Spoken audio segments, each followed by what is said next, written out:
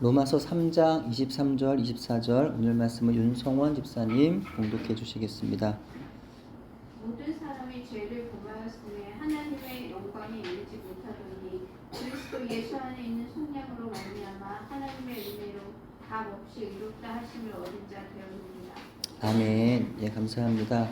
우리 화면 한 장 넘겨주시고요. 우리 한번 우리 성경 봉독자 읽어주셨는데 우리 한 번 더 같이 읽어볼게요. 시작. 모든 사람이 죄를 범하였음에 하나님의 영광에 이르지 못하더니 그리스도 예수 안에 있는 속량으로 말미암아 하나님의 은혜로 값없이 의롭다 하심을 얻은 자 되었느니라. 아멘.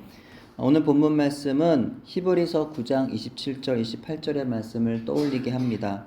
같이 읽을게요. 한 번 죽는 것은 사람에게 정해진 것이요 그 후에는 심판이 있으리니 이와 같이 그리스도도 많은 사람의 죄를 담당하시려고 단번에 들이신 바 되셨고 구원에 이르게 하기 위하여 죄와 상관없이 자기를 바라는 자들에게 두 번째 나타나시리라. 아멘. 모든 사람이 죄인이라는 말은 사람을 비참하게 만듭니다. 절망을 가져다 줍니다. 아주 듣기가 불편합니다. 왜냐하면 그 모든 사람에는 인정하기 싫지만 나도 포함되기 때문입니다. 때문에 내가 죄인이라는 사실을 인정하기 싫은 것이고 나아가 모든 사람이 죄인이라는 말씀도 인정하기 싫은 겁니다. 사람들은 사람이 선하고 의로운 부분도 있는데 굳이 죄인이라는 말로 모든 사람을 단정 지을 필요가 있느냐 말합니다. 희망을 가지고 살아도 살기 힘든 세상인데 왜 그렇게 부정적인 시각을 강요하여서 사람 자체에 대한 불신을 퍼뜨려 세상을 더 살기 싫게 만드냐는 겁니다. 사람이 모두 죄인은 아닌 것 같다는 거죠. 분명히 선하고 착한 사람도 많은 것 같다는 겁니다. 게다가 모든 사람이 죄를 범하였기 때문에 모든 사람이 죽어 하나님 앞에서 그 죄에 대한 심판을 받는다는 사실은 우리를 더욱 비참하게 만듭니다. 그래서 너무 심한 자기 비하가 아닌가라는 거예요. 그것은 사람과 인생에 대한 염세적인 시각을 갖게 하고 죽음 이후에 대한 심한 공포감을 심어주며 세상을 비관적으로 살게 하는 게 아닌가라는 겁니다. 이러한 불편함들이 있기 때문인지 오직 성경만이 모든 사람이 죄를 범하여 심판에 이른다고 말씀하고 있을 뿐 세상의 그 누구도 모든 사람을 죄인이라고 단정하지 않으며 죽음 이후에 영원한 심판이 있다고 말하지도 않습니다. 우린 잠시 누군가의 죽음 앞에서 죽음의 실제에 직면하기도 합니다. 부모라든지 또 형제라든지 또 집안의 어떤 어른들의 그 죽음을 볼 때 죽음이 이런 거구나라는 것을 우리가 조금 느끼게 돼요. 하지만 여전히 죽음은 내 문제로 받아들여지지는 잘 않더라는 거죠.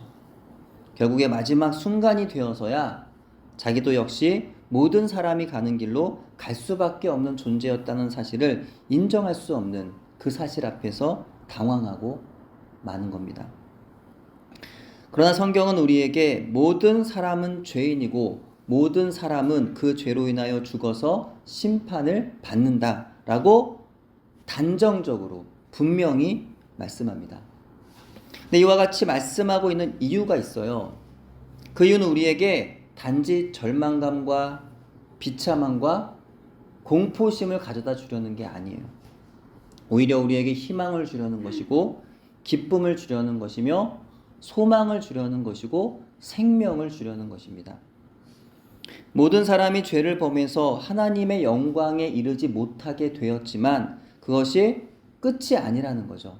사람이 보기에는 끝인 것 같아 보여도 절망의 그 상태가 끝이 아니라는 거예요. 그것이 끝이 아니라 그리스도 예수 안에 있는 속량으로 말미암아 하나님의 은혜로 값없이 의롭다 하심을 우리가 얻은 자 되었다는 겁니다.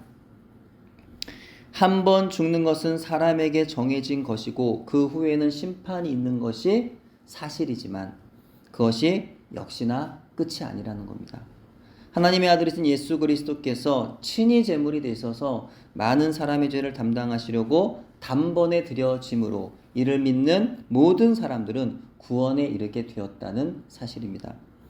예. 이 말씀을 보시면 어떠합니까? 너무나 분명하지 않습니까? 자기도 알지 못하는 것을 가르치려고 하니까 뜬구름 잡는 말이나 세상에 떠도는 들은 풍월로 대충 듣기 좋은 말들로 둘러대는 말들과는 차원이 다르죠. 알지 못하여 말해주지도 못하고 불편하다고 진실을 부정하는 것이 아니라 비록 불편하더라도 진실을 분명히 가르쳐 주시고 그 불편한 진실에 대한 해답도 분명히 제시하여 주시는 것입니다. 불치병이 있으면 그 불치병을 숨기는 게 아니에요. 분명히 그 병의 존재에 대해서 밝히는 겁니다. 또한 그 병의 치료법까지도 제시하는 거예요. 세상의 그 어떤 사상도 철학도 종교도 이와 같지 않습니다. 오직 하나님의 말씀만이 우리의 비참한 현실과 함께 그 현실에서 구원받을 수 있는 길을 분명하게 제시하여 주는 것입니다. 본문 말씀에 쉼표가 있죠. 그 쉼표 이유가 중요합니다.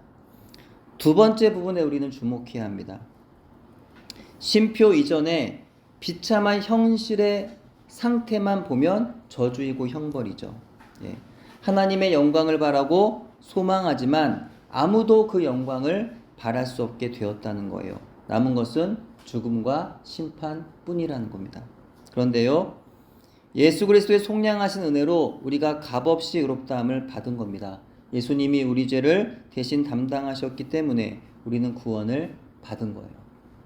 따라서 이제는 우리 하나님의 영광을 바랄 수 있는 새 사람이 된 것입니다.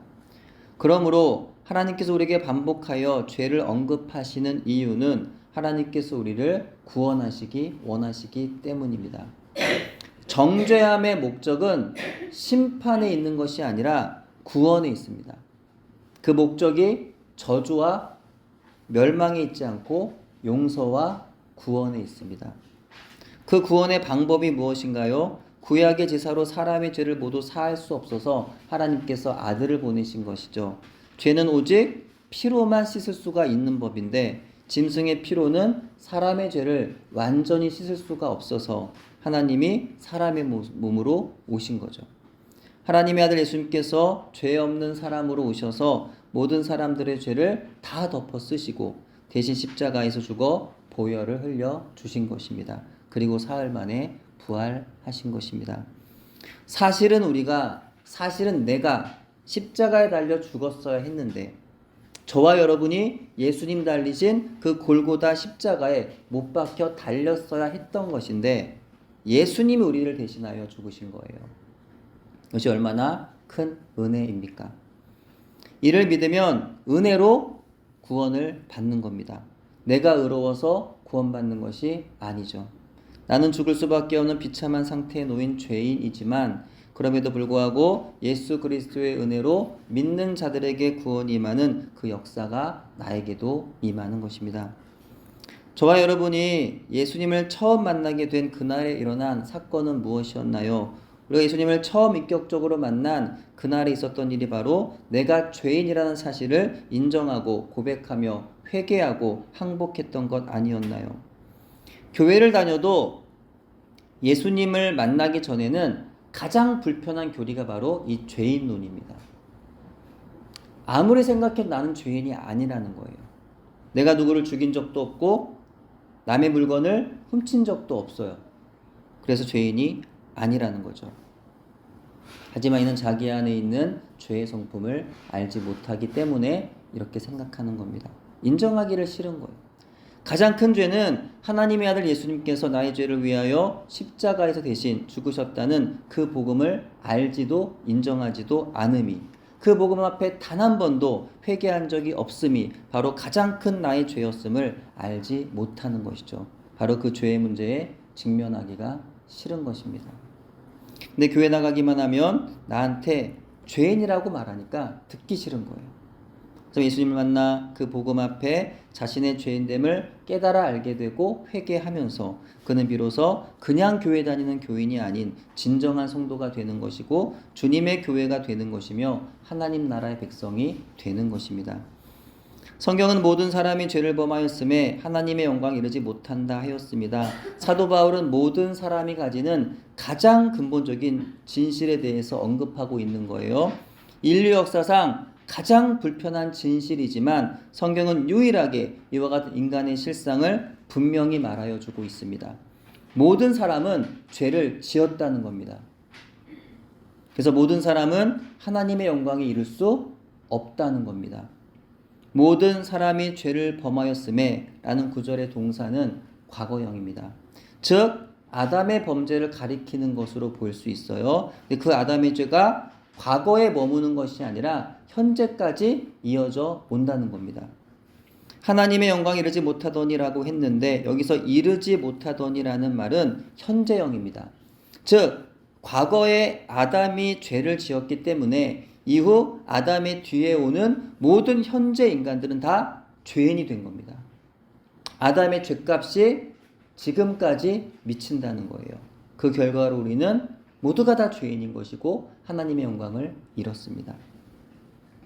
죄 때문에 한순간에 하나님의 형상은 사라지고 죄의 망가진 형상을 가지게 되었습니다. 하나님과 더 이상 교제할 수 없게 되었고 하나님을 예배할 수도 없게 되었어요. 하나님을 영화롭게도 아니하고 경배하지도 아니하는 악한 짐승의 모습이 되고 만 것입니다. 이로 인한 세상은 온갖 죽음과 공포, 질병과 재앙으로 가득하게 되어 사람들은 고통과 슬픔을 안고 살아야 하는 운명이 되고 말았던 것입니다. 그러나 하나님은 우리가 상실한 영광을, 우리의 고통스러운 운명을 회복해 주시기를 원하셨던 거예요. 그것이 바로 구원입니다. 24절입니다. 그리스도 예수 안에 있는 속량으로 말미암아 하나님의 은혜로 값없이 의롭다 하심을 얻은 자 되었느니라. 아멘. 예, 다음 화면 보시면은 속량에 대해서 이렇게 보여드리고 있는데요. 이 복음에 있어서 예수 그리스도의 속량의 교리는 핵심적인 내용이 되기 때문에 이미 여러 번 설교한 바가 있습니다. 속량에서 속은 조개패와 팔매 두 한자가 결합되어 있다고 말씀을 드린 바 있어요. 과거 조개는 화폐로 사용되었던 것으로 따라서 패는 돈이나 값을 뜻합니다. 한마디로 속이란 단어 자체에 값을 지불하는 행위의 의미가 담겨 있다는 거예요. 이 속이라는 단어와 속량이라는 단어를 오늘날 우리는 잘 사용하지 않지만 과거 조선시대에는 널리 사용되었던 표현입니다. 자신이 지은 죄에 대한 형벌을 돈으로 갚는 경우 그 돈을 속물 또는 속전이라고 불렀고 그 행위를 속죄라 했어요. 자신이 지은 죄에 대한 형벌을 매를 맞는 것으로 대신하는 경우에는 그것을 속장이라고 불렀습니다. 또한 천민 신분에서 양민이 되는 이를 신분을 속한다는 의미로 속신이라 칭하였고 천민이 양민이 된다는 의미로 속량이라 부르기도 했습니다. 이와 같은 속의 제도는 근본적으로 신분의 변화를 이루는 개념이었던 것이죠. 속은 이렇듯 신분의 변화를 일으키고 자유를 주는데 이는 복음의 원리를 단적으로 보여주고 있습니다.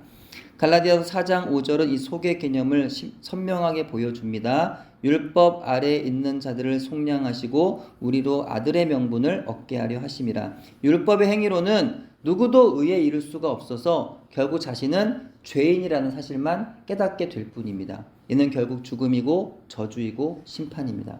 하지만 예수님께서 우리의 죄를 속량하심으로 우리가 아들의 신분, 아들의 명분을 얻은 것입니다. 여기서 속은요, 사면과는 다른 개념입니다.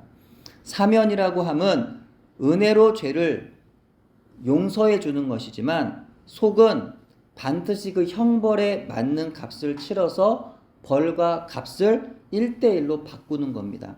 하지만 인간은 하나님 앞에서 자신의 죄값을 스스로 치를 능력이 전혀 없어요. 그래서 하나님이 친히 인간이 되셔서 그 죄값을 대신 치르셨던 거죠.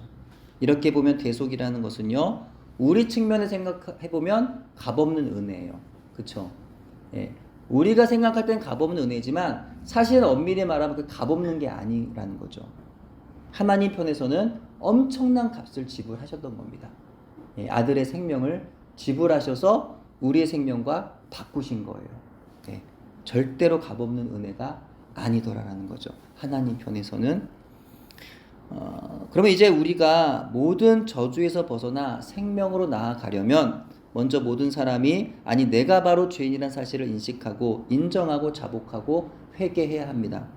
둘째는 예수님께서 나를 대신하여 십자가에서 저주를 이미 받으심으로 나의 죄가 속량받았다는 사실을 믿어야 합니다. 셋째는 그 은혜로 우리가 값없이 의롭다 하심을 받았음을 기억하고 이제는 의로운 자로, 죄인으로가 아니라 이제는 변화받아 의로운 자로 살아가야 하는 것입니다.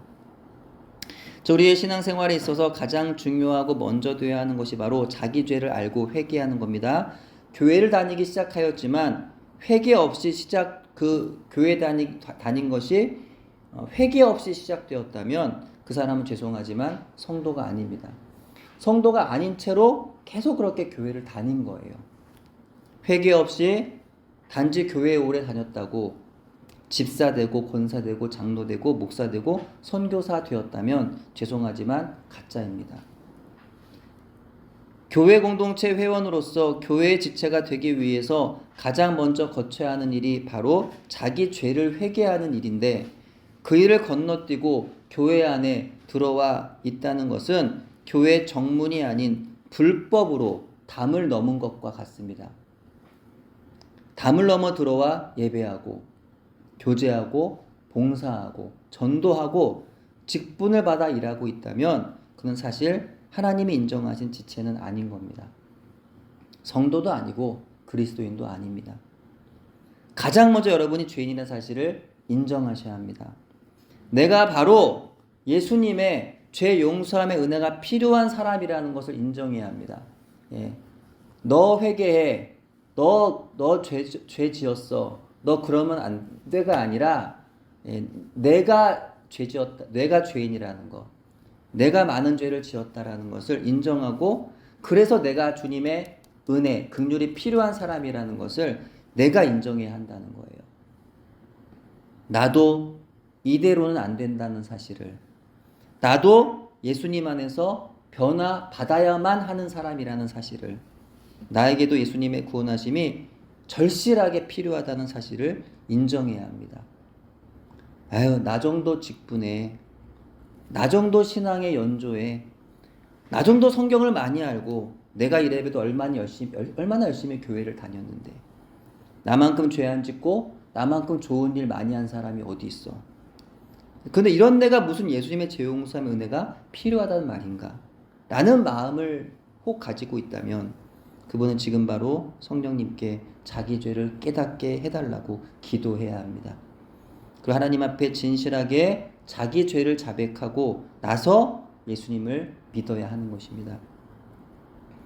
자신의 죄를 직시하고 자신을 살피며 자신의 마음과 행실을 들여다보는 일이 없는 사람은 소망이 없습니다. 하지만 세상은 온갖 수단을 다해서 나 자신을 직시하지 못하도록 회방합니다. 사탄은요 늘 우리에게 말해요. 괜찮아. 문제 없어. 그래도 돼 라고 말합니다. 언제라도 회개하면 되잖아. 뭐가 문제야? 회개하면 되잖아. 하나님 용서해 주신대잖아. 언제라도 회개하면 하나님 다 용서해 주시는데 뭘 걱정해. 괜찮아. 그냥 그렇게 살아 라고 말합니다. 그래서 회개가 쉽다고 우리를 유혹합니다.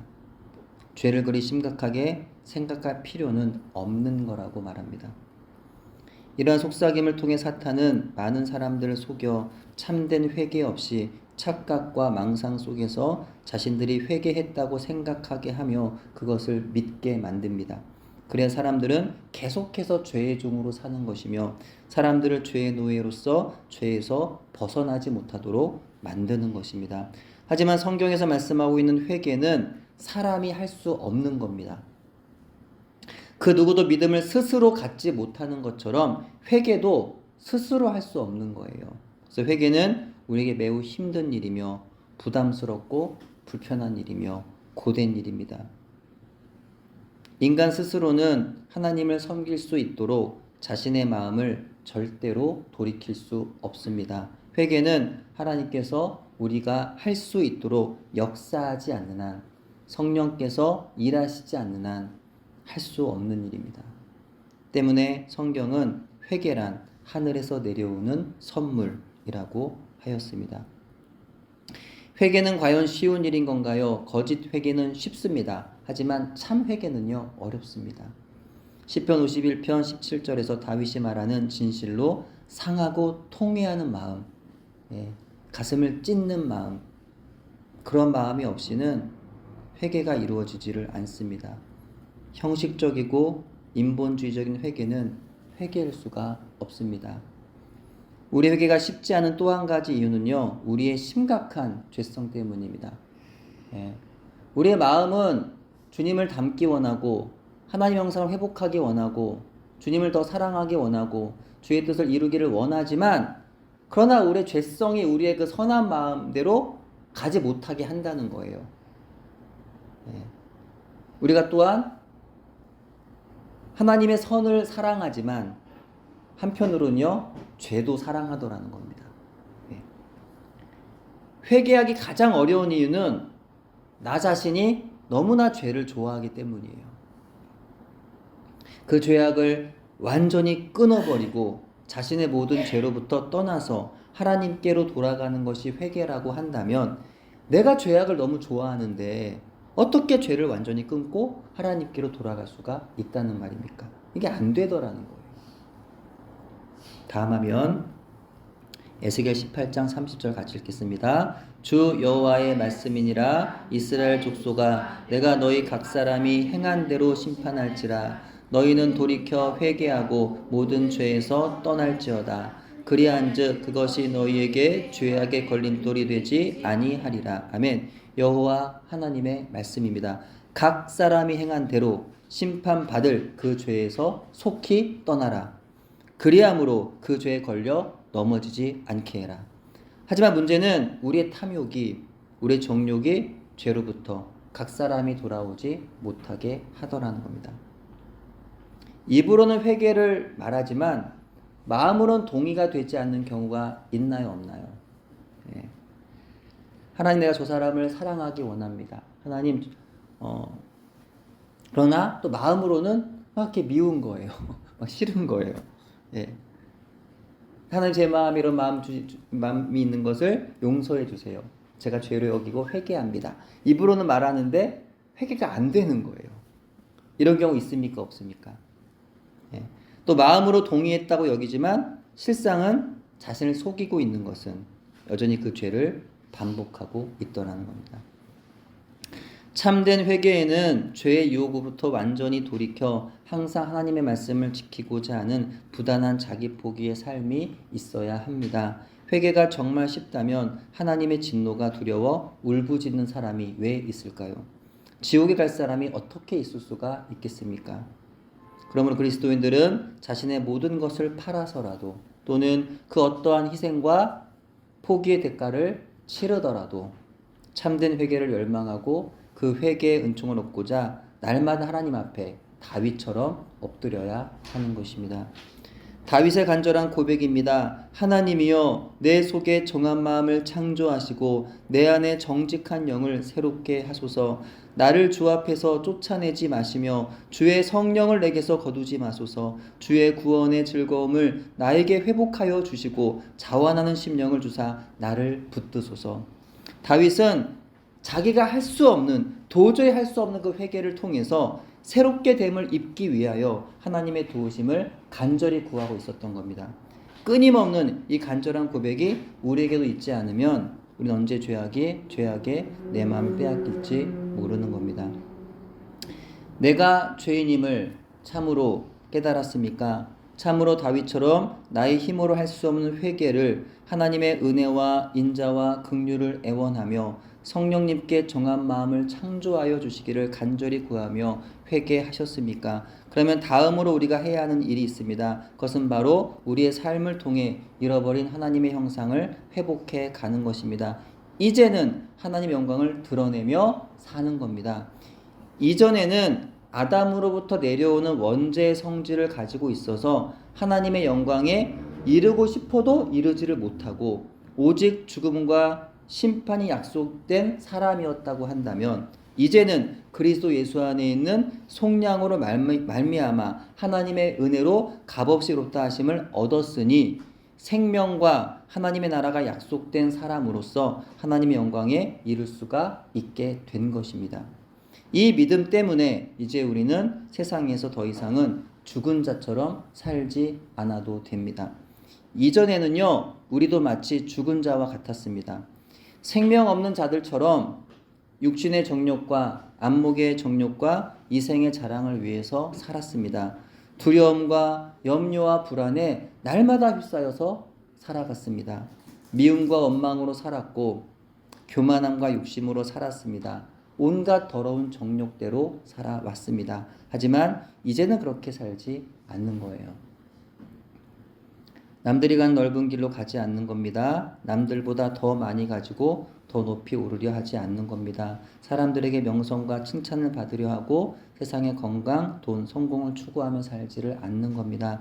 남들이 가지 않는 좁은 길로 가는 겁니다. 복음을 위해서 사는 겁니다. 나의 것을 얻고자 욕심내지 않는 겁니다. 나는 손해보아도 다른 사람을 위하는 겁니다. 낮은 곳으로 가서 도움이 필요한 사람들을 돕는 겁니다. 나의 명성과 칭찬보다 예수님의 이름을 위하는 겁니다. 육신의 건강, 돈과 성공보다 하늘의 유업을 위하여 살아가는 것입니다. 오직 하나님의 영광을 위해서 사는 겁니다. 예수님의 가르침대로 그의 나라와 그의 의를 구하며 사는 것입니다. 바울 사도의 고백대로 나의 달려갈 길과 주 예수께 받은 사명, 곧 하나님의 은혜의 복음을 증언하는 일을 마치려 하면은 나의 생명조차 조금도 귀한 것으로 여기지 않는 것입니다. 살아도 주를 위하고 죽어도 주를 위하는 것입니다. 끝까지 십자가에 달리신 예수님을 따라서 자기를 부인하고 내 몫의 십자가를 지는 것입니다. 이와 같이 죽은 자가 아닌 산 자로 살아가는 저와 여러분 되기를 바랍니다. 죽음에서 생명으로 옮겨진 하나님 나라의 거룩한 백성으로 살아가는 저와 여러분 되기를 주님의 이름으로 축원합니다. 기도합니다. 거룩하신 하나님 아버지, 오늘도 말씀 주심에 감사드립니다. 죽을 수밖에 없는 우리를 마땅히 예수님이 지셨던 십자가에 내가 달려 죽었어야 하는 저를 죽음으로부터 구원하여 주시려고 대신하여 구속의 피를 흘려주신 예수님, 우리를 살리시려고 그 죽음의 자리로 아들을 내어주신 하나님, 은혜를 감사드립니다. 십자가의 그 사랑, 그 은혜가 어떤 것인지 저희들 더욱더 알게 하옵소서. 십자가로 더 가까이 가게 하시고 십자가에서 못 박히신 예수님의 그 사랑 더 깊이 묵상하게 하옵소서. 그리하여 그 사랑을 아는 자로서 베드로처럼, 요한처럼, 스데반처럼, 바울처럼, 디모데처럼 나는 낮아지고 죽어지고 오직 예수님의 이름만 위하여 하나님의 영광을 위하여 오직 그렇게 살아갈 수 있도록 도와주옵소서. 사는 동안 날마다 순간마다 더 예수님을 갈망하며 하나님을 더욱 사랑하는 자녀 되기를 소원합니다. 은혜 베풀어 주옵소서. 예수님의 이름으로 기도합니다. 아멘.